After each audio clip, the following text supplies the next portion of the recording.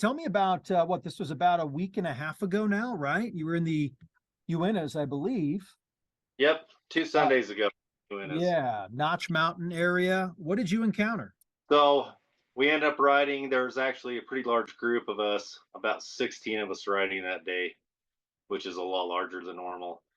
But we started hill climbing, and going out throughout the day. But one of the hills that we were looking at, one of my buddies went up at first, and it was a big open hill. Most days, I always say, stay off of that. We watched the report from the Utah Avalanche Center. I watched that daily, but third climb up was me, and I ended up causing a huge avy. I triggered one, and luckily it broke from below me. And, the worst part about that was not only was I in it, but I put a lot of people in danger that were at the bottom of the hill.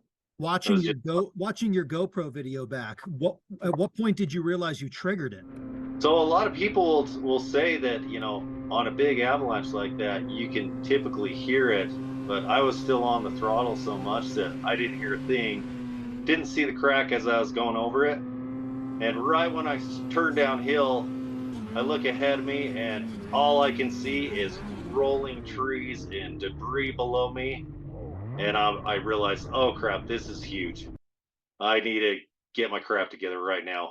I was on the brakes, tried to stop. I was just picking up speed, and there was a drop coming up and right in front of me from where it broke. So I had to throttle into it so I didn't wreck going down the drop, and just kind of preparing myself for the debris. I realized that I didn't have enough time to, after panicking above, to pull my Avy bag before I made that drop. So right when I made that drop, as quick as I could, I got the Avy bag off. Luckily, right as I was entering the debris, and I just got my hand on the handlebars in time to hang on to that sled and try and ride it out. So luckily, being on a snowmobile, I guess as long as I am, I was able to hang on and use some of that knowledge that I've had over the years and try and get out of that debris as quickly as possible and at all costs stay on the snowmobile. Yeah, pretty wild ride. Obviously, you're punching it to try to get through that and bouncing all over the place. I mean, it wasn't smooth by any means, but have you been involved in a slide before? I have not. I've been on a snowmobile my entire life.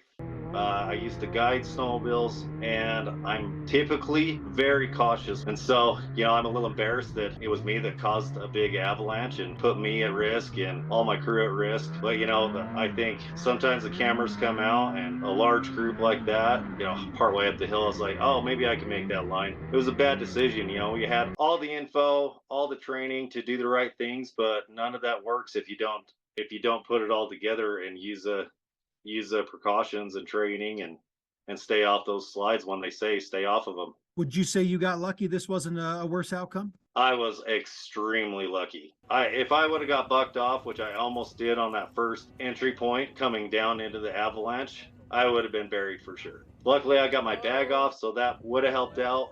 And but who knows? If it was a bigger slide, it could have easily reached my crew, and then we would have had me buried and a lot of other people. What else are you taking away from something like this, or what else do you want the public to take away from this? Because the video is impressive.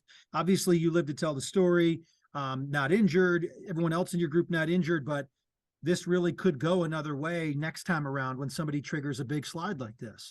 I really thought about whether to send this out or not, just, being worried about backlash. But after talking to a few people, one of my good buddies, Cal Taylor, who is the former president of the Utah Snowmobile Association, I decided to post this for educational purposes because there are so many things that you can take from that video.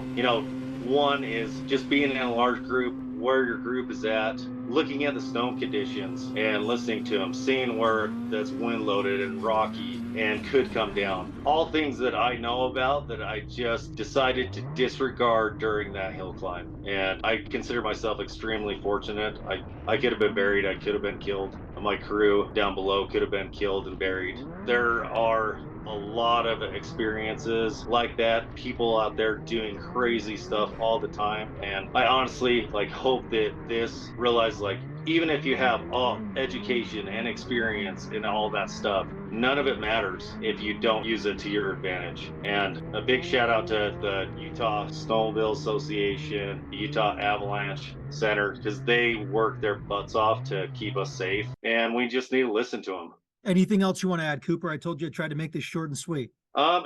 Everybody out there, make sure you're also using not just those precautions, but taking the classes. Take the ARI classes. There's so many classes that are available right now, and use and wear the gear. If you don't have gear, get it. Like you have to have. Back in the day, shovel, beacon, probe was the things to have. Now you have to get an Avi bag, a shovel, a beacon, a probe, a radio, and learn how to use them. Use them often Other and than practice. training, have you had to deploy your bag before or no? Nope, that was the first time I've ever deployed my bag on a hill.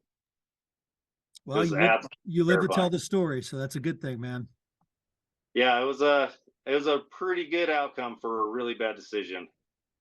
You have nothing else to add. I will end the recording. Anything else you want to add?